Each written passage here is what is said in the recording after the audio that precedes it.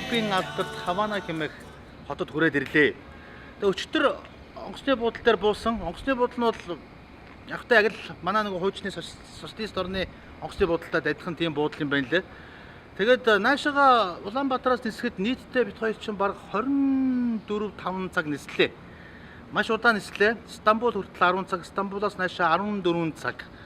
За гэхдээ ядарсангүй бид хоёр ямарч онгоцноос буугаад ирсэн ямар ч ядарсан зүйл байхгүй. Зүгээр нэг 2-3 цагийн флайт тэгээд нисээд ирж байгаа юм шиг л тийм мэдрэмж төрсөн. Ягаад тэгэхээр бид хоёр Turkish Airlines-ийн бизнес классаар ниссэн. Тийм учраас Turkish Airlines-д маш их баярлалаа гэж хэлэх зүйтэй. Үнэхээр тухтай, сервис, nice, орн бол ерөөсөө суудлан ингээд баг ор болчдөг, entertainment гоё, киноны сонголт гоё, үйлчлэгээ тасархай ярих юм байхгүй. Үнэхээр гоё байсан.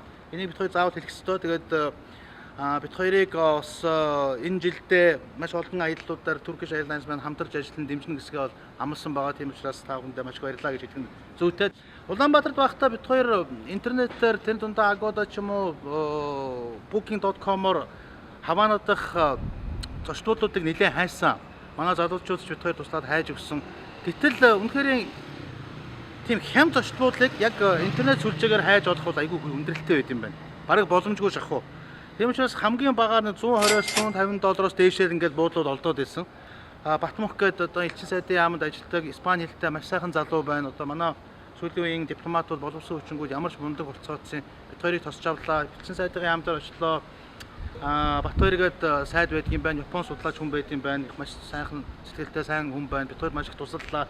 Тэгээд үгүй тэр үнэтэй буудал буугаад яг та хоёр энд одоо ерөнхийдөө зах зээл хөгжөө тэр дундаа энэ аялал жуулчлалын зах зээл маш их хөгжсөн учраас хүүхчүүд өөрснийхөө одоо эзэмшиж байгаа байрыг ерөнхийдөө ийм хостел болгож ашигладаг болсон. Тэгээ их тунд ажгуудыг маш хямдаар бууж болно гэд бид хоёр ийм байр санал болгоцоо.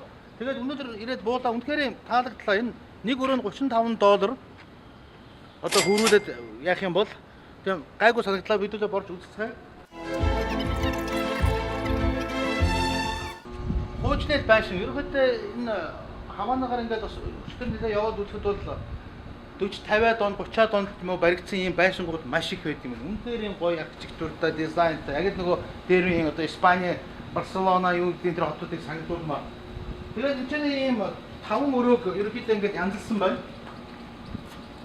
Эндээ ийм халтгооны өрөөтэй ингээд бидээ ингээд 5 өрөө баг шиг байна. Энд нэг 2 хятад залуу бууцсан байна. Өглөө бас таарлалаа.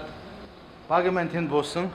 Энд галтгоондоо өөрснөө хоол моол юм аавад бол ирээд $35 гэхэд хангалттай голдоо юм сайхан террастай, дээрээ бас нэг террастай, энэ ч нэ хоол ундаа идэж оройноо цугларч ганц хоёр бие уучин. Was air conditionтэй маш том bedroomтэй. За мэдээ Coca-Cola. Намайг н хаач авсан колонгийнхан маань баян дэмждэг юм дөө.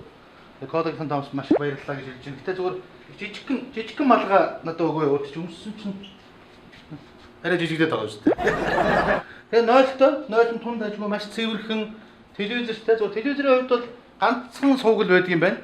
Би нөгөө remote control-ыг хайгаад байсан чинь remote control ерөөсөө байхгүй.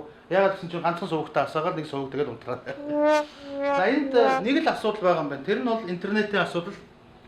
Интернеттэй холбогдно, Wi-Fi асаан энэ гэдэг бол үнэхээр маш хүндрэлтэй юм байдаг юм байна. Тэрийг бол одоо судалж иж хаанаас яаж интернет авах уу, яах вэ гэхүүгээ судалж та бүхэнтэй дараа ярив.